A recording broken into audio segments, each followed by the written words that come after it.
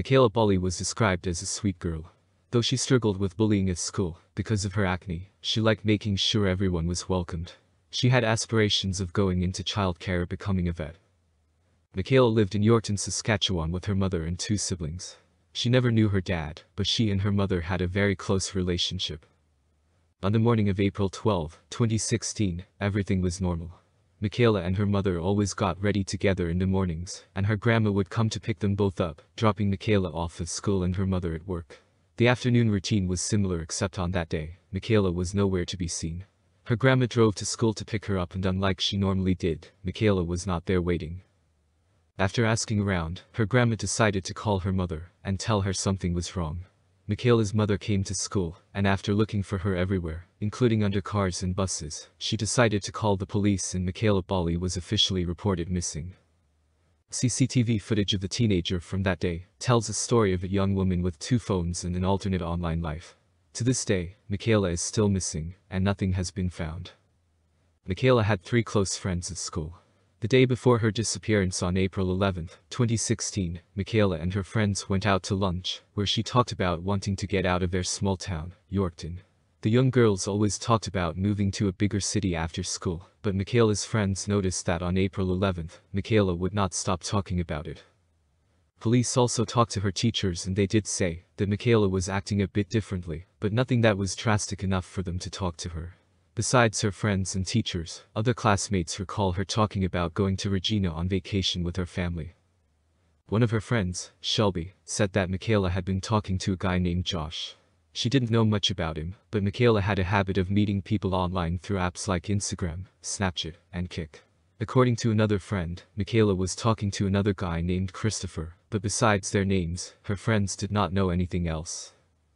The day before her disappearance, Mekayla told her friends a number of contradicting stories, one saying that she was going on vacation with her family and the other saying that Christopher was coming to town to meet her. That night, Mekayla texted three people, her ex-boyfriend, and her friends Shelby and Amy. She texted Amy that she needed help, but quickly changed her mind saying she figured it out. She also texted Shelby about a boy, and she texted her ex-boyfriend that she was not happy, and she was thinking about going to Regina for a couple of days. Mekayla's grandmother dropped her off at school at around 8:20. Mekayla stayed at school for merely 10 minutes before leaving school grounds. Through neighborhood CCTV footage, Mekayla was located at a bank near her school. She withdrew $55 from the account and left the bank at around 9 a.m.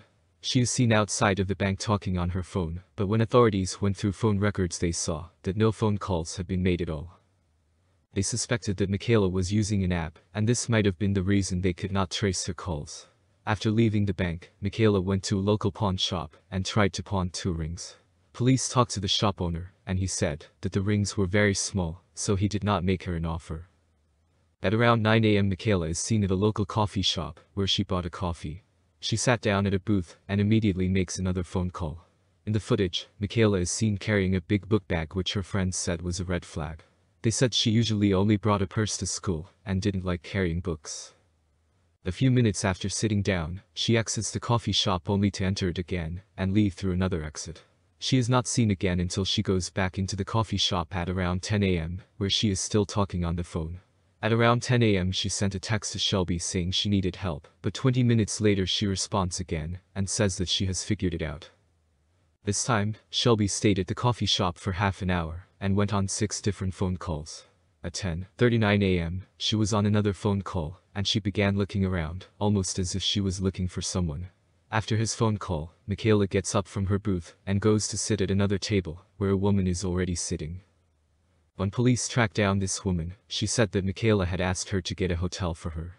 After the woman said no, Mekayla went back to sit where she was sitting before, and got on another phone call, and leaves the coffee shop again. At around 12 p.m. she is seen at school again talking to 2 people at the cafeteria. When police talked to the students, they said that Mekayla was talking about taking a bus and going to Regina. It was during this interaction where the student noticed that she had 2 phones. Mekayla is not seen again until noon, when CCTV footage shows her at a bus stop. An employee from the bus stop said she asked when the next bus for Regina. Mekayla never ended up buying a ticket. She stayed around the bus stop, where she bought food, then left at around 2 p.m.